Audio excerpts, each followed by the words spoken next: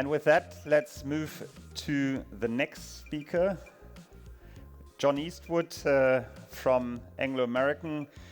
He is the head of sales for stainless and specialty steel raw materials at Anglo.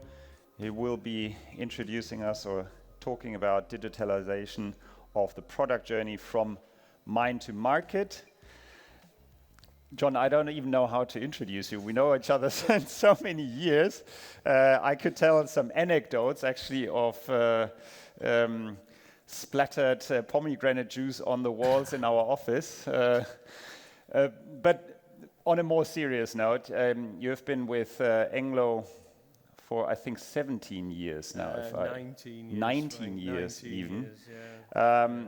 Starting there in the met coal space, then being head of commercial strategy at Anglo American, and then now head of stainless steel raw materials. So I think you have a huge amount of experience when it comes to raw materials, sales, and the problems actually with it. You have seen Anglo being a completely decentralized organization with separate units, all of that coming together and actually then also improving and professionalizing the sales side. So give a round of applause to John, please.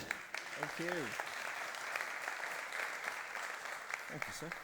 And I'll leave the stage to you. Thank you. Yeah, this is, thank you, everyone. I guess from the previous slide, this is my annual reminder. I need to get some professional headshots done in 19 years. That's the best that we could come up with, so I apologise for that to start with.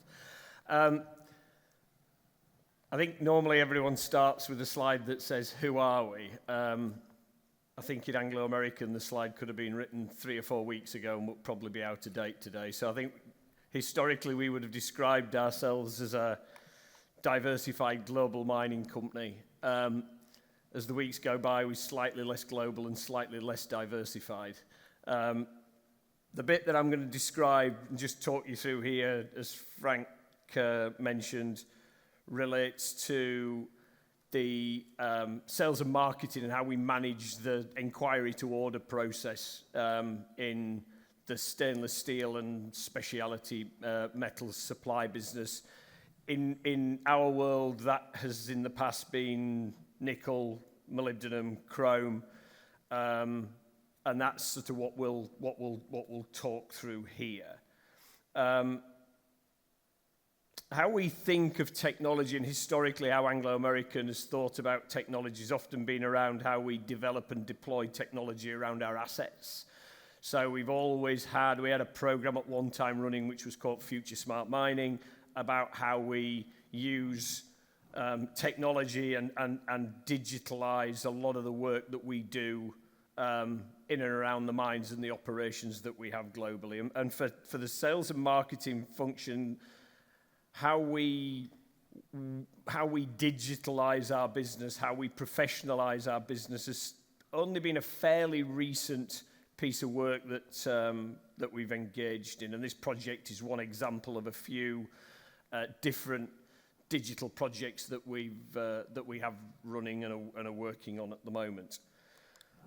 So we start with the problem. So we're a global team, so we put great emphasis and believe there is huge value in managing our business on a regional basis. So we have salespeople locally in Brazil near our operations and near our customers. We have a team in London. We have a team in Singapore. We have a team in Shanghai. Locating our marketing people in the markets that they serve, close to the customers that we want to work with, is a fundamental part of what we believe is being a successful sales and marketing company in the world that we work in. And that's got huge advantages, but we also find that it brings with it some fairly significant challenges.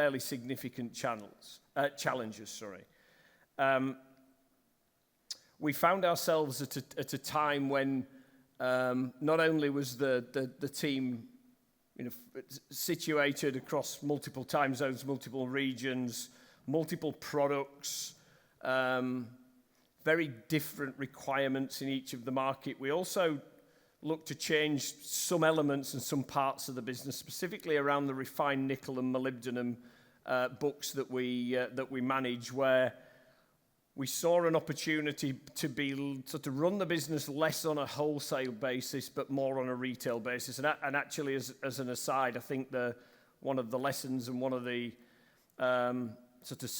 starting points for that realization was actually the work that we'd done previously with Metalshub, just accessing the platform. It opened up new markets to us, it opened up new customers. So not only were we dealing with sort of geographical challenges, we were dealing with quite a significant increase in the flow of information into the business. So inquiries coming into the business, depending on where you were, came in via a different medium. So in China, it tended to be via WeChat. In Europe, it would be email or WhatsApp. A lot of information coming in, and we were capturing and managing that information in a really inconsistent way. So everyone captured the data, but they captured it on a spreadsheet, on the desktop. They did their own analysis. The optimization of the book was never really, we found ourselves optimizing locally, not globally. What we needed to try and make sure was that every ton that we produce delivers the best value that we can to the business. What we were finding was our guy in Singapore gets an inquiry in, and he optimizes that around other inquiries that he was receiving. So for him, it might well be that for a ferronickel inquiry, he needs to compare that with the local nickel pig iron price. Whereas actually the right comparison for him to make would be, what's the dollar value of that ton sold anywhere across our network? And that network would be Europe, it would be North America, it would be South America, it would be Asia, and it would be China. But what we didn't have was that visibility across the different areas of the business to allow us to make absolutely the best decision for the business. We were locally optimized, but actually we were globally quite badly disconnected. There was a sort of a flow through to that as well, particularly for this retail business where we would need to hold inventory local and very close to markets. We also didn't have that connection between order and allocation of inventory to that order. And as embarrassing as this is, we would sell the same ton 2 or 3 times over to different people. So to connect data coming in, optimized decision making, effective allocation and fulfillment was starting to become a huge challenge to the business. And through a number of discussions with the Metalshub team, we came up with what's a smart and neat way of dealing with that. So we now have in effect a single platform to capture all of the different inquiries that we have. We started with this in terms of capturing the inquiries that we received on the Metalshub platform. We then rolled that out to capture off-platform inquiries. We capture the data in a consistent way. It's the same information irrespective of where that inquiry comes from. It's the same information irrespective of how that inquiry is received. It's turned the consistency of capturing that data was the really important first step. The second part of it then was to create that visibility across the team as to what the best outcome was for the business. So what we did was we sort of centralized the capture and analytics around the data. What we actually did was decentralize the decision making. So the guy that's in Singapore that needs to make a decision at 9:30 in the morning his time can't wait for the team in London to arrive to make that comparison. He can plug his inquiry into the system. He can see every inquiry that we've received over the recent past. He can make that comparison of returns from that inquiry and make a really well-informed decision as to whether that's the best value that we can get for that ton that has been produced. What's that allowed us to do? Like I say, we get the opportunity now to do what we describe as net back assessment. We can look on a consistent basis, compare inquiries, compare returns, allocate tons in the best way. It allows us to make comparison across regions. It allows us to make comparisons across customers. And it sounds like a fairly rudimentary thing for a sales team to be able to do, but in some areas of our business, particularly the new bits of business that we were moving into, we didn't know what a good or bad return really looked like. We didn't know where the best paying customers were. We didn't know what the price realization of those best customers could look like. So it allowed us to make those kind of informed comparisons across the book. It also allowed us to manage inventory in a more effective way. I mean, we manage inventory for our sort of wholesale business, very, very effectively. That's what we know. We know how many thousands of tons we've got waiting to go on a vessel in Brazil. We know where those tons are. What we then didn't necessarily have great visibility around was tons of cut cathode sat in a warehouse in Baltimore, and how we then allocate that to individual customers. We tied all of that together with that order, with the enquiry-to-order system. What it also allowed us to do was to sort of measure our performance externally as well. So we can now do some really important analysis of how we perform against the market. In our business, that's a key metric that we have. That's on my performance contract, how we compare against the market. And as I say, for some elements of our business, we can do that, and we can do that really well. For the bit that we were looking at here, that was always a real challenge to get to the level of granularity and the level of the consistency of the data that was being presented to do the analysis. In loading the data into the system in exactly the same way every time, irrespective of where and how the inquiry was received, allows us to make those to do the performance analysis that we need to do to make the business more successful and make the business more effective. And it's allowed us to manage performance in a I guess a more consistent and more detailed way. We can now look at success rates. So how many inquiries do we receive? How many of those inquiries are converted to live orders?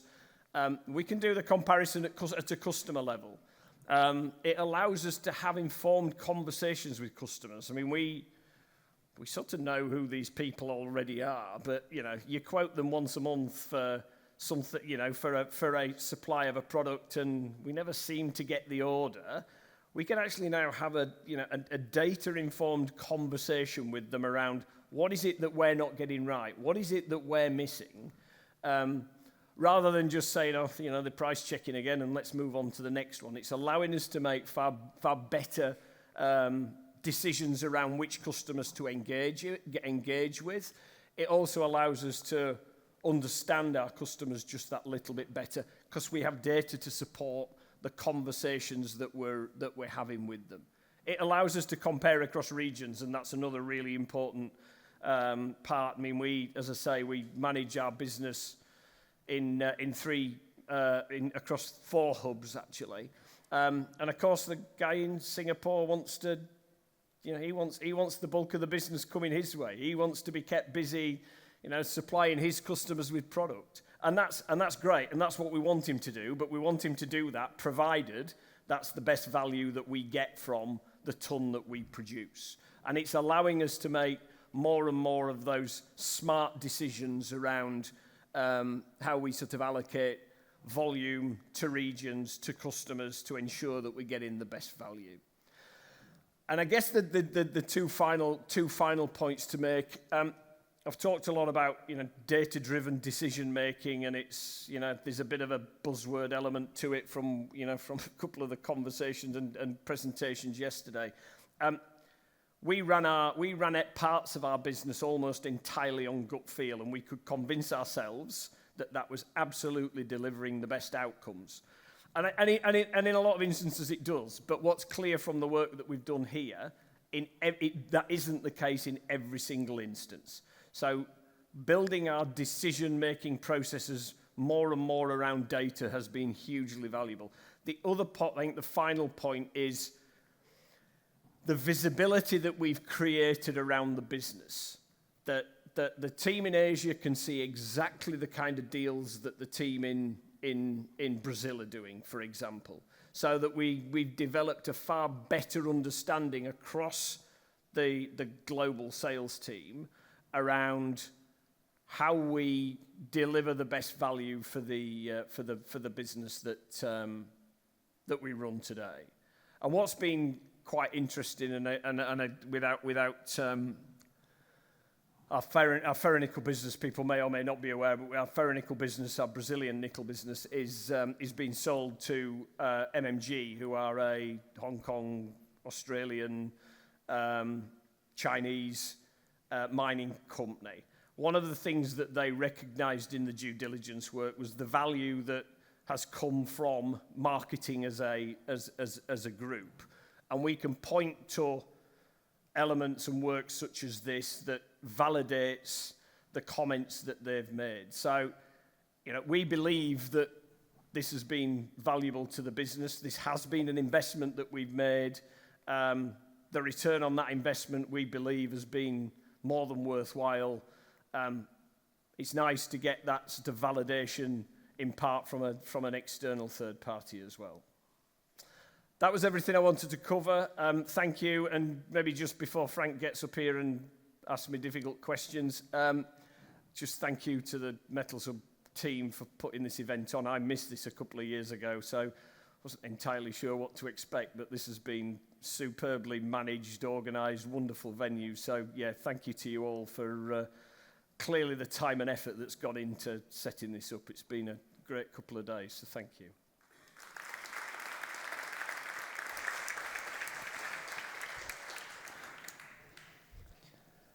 Thanks a lot, John. I mean, also thank you very much for those kind words.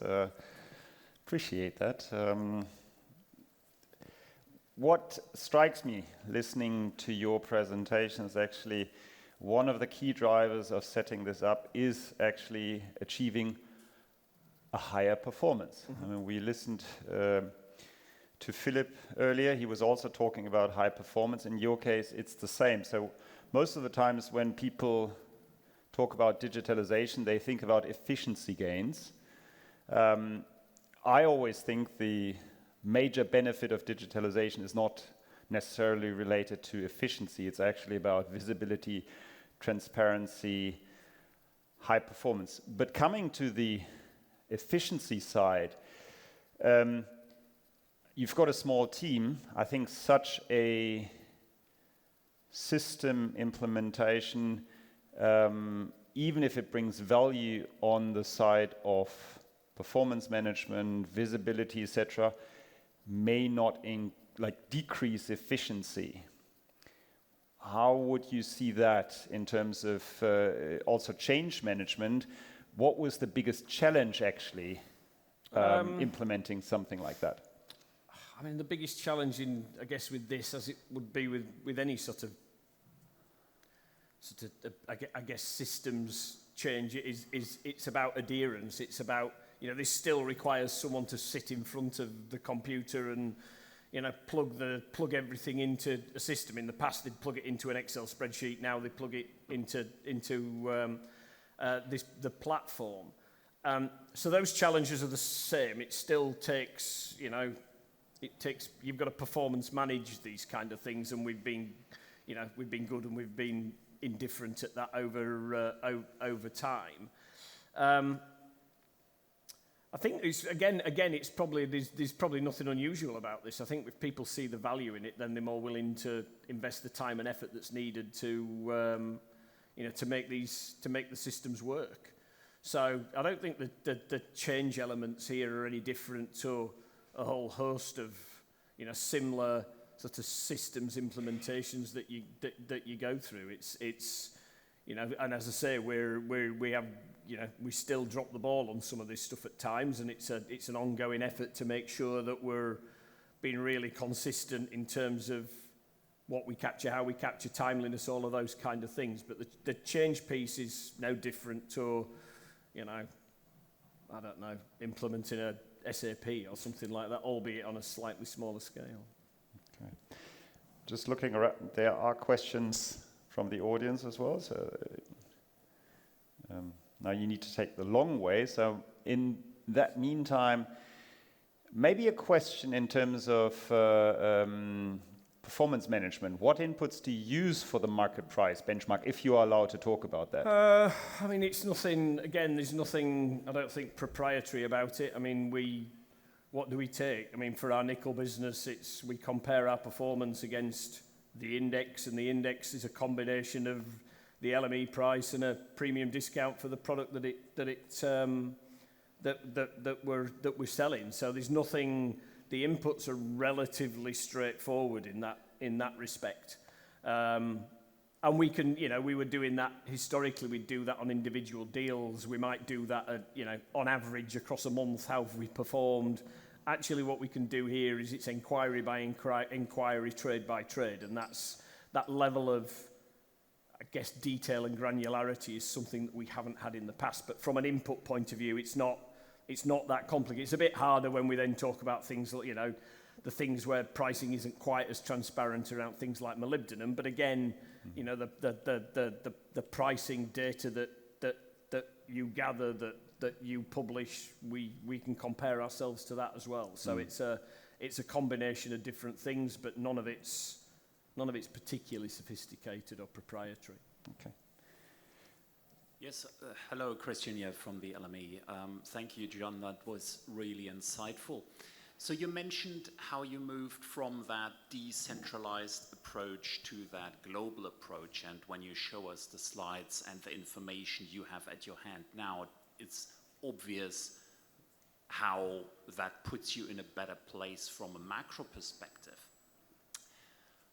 But coming back to the change management, then you needed to explain to your salesperson in Shanghai or in the US that, you know, they need to get in line. Could you give us some flavor on how you did that? How did you align their interests, and how did you make them understand that this is not taking away from them, but adding to the whole team?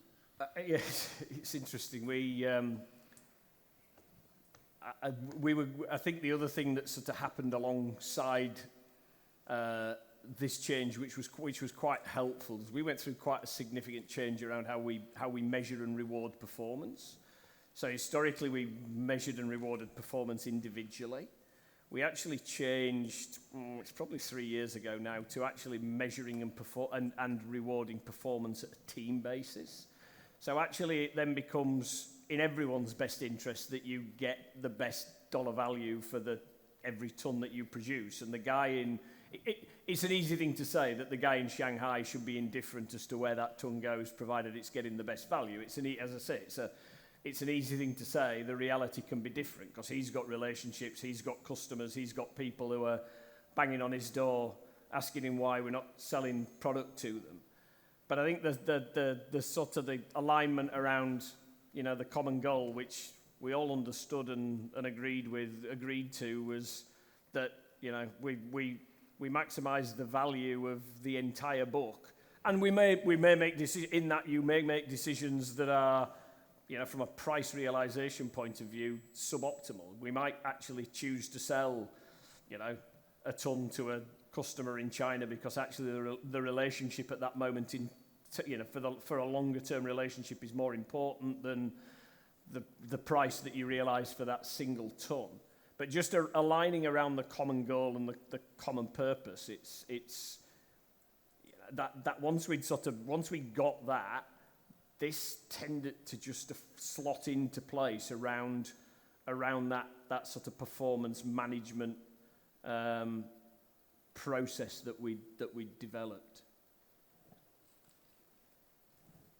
Maybe one last question. I think that's an important one. Data confidentiality. I know you've got a very strict rules on that. How would you compare actually such a journey in terms of data confidentiality to what was there before? I mean, the perception is always you introduce a system, you've got risks. How would you rate the risk in comparison to what you did before? I mean, the fact that we're capturing all of this information in a single platform, it's secure, it's, you know, we can manage access. I mean, people in the past, people just had spreadsheets on the desktop. I mean, that's the reality of it. You know, that's I think the data privacy and confidentiality issues around that are far more significant. I mean, this has been I think a huge change, and it's, you know, we are, I think, conservative with a small c to the extreme of how we manage risks around things, as you know, Frank, as we manage risks around things like data privacy. I think one of the next pieces of work that we look at is all around sort of integration, because the gaps that we have at the moment is we do inquiry to order really smartly in this system. We then do trade capture and post trade in another system. Actually getting that integration work done is really important. That data privacy question can become huge, but actually it won't do, because, you know, we've worked with you over a long time. You know, the security that you provide around the platform is, you know, as it will meet exactly the standards that we need to meet. So moving from spreadsheets to the platform to integration actually becomes so much simpler because of that first step that we've made. There is another one. Marcus? Frank, you need your glasses. I need my glasses? Why? No. You didn't see I was asking for 10 minutes, but okay. But they're reading glasses, so I can't see that far. Okay, you need 2 pairs of glasses, bro. No, John, great that you showed the kind of data you collect now. Every day you gather mass data, but I missed one word in your presentation, and this is AI. Because with this data, AI should be able to tell the salesman, and then the next question is, do you still need a salesman? What is the best price that I have still the highest probability to get the order? Yeah, that would be a small step, I guess, right?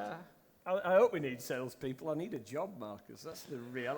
I've got a mortgage to pay. You are the manager. I'm talking about the poor guy in Singapore, you know. So. I think there is a role. I think it was discussed yesterday. Clearly, there is a role for AI to play. I mean, one of the things that I know Frank and the team are working on at the moment is how do we move away from that sort of manual entry of data into the platform? Can actually we have an AI tool that reads the email and, you know, pre-populates that? So I think there's efficiency gains from it. I come back to the point, and I can't remember who mentioned it yesterday, that, you know, a lot of our business these days is still, you know, it's still relationship based, it's still people based, it's still, you know, we like data to inform the decisions, so we're making the right, you know, we're making decisions based on fact rather than fiction.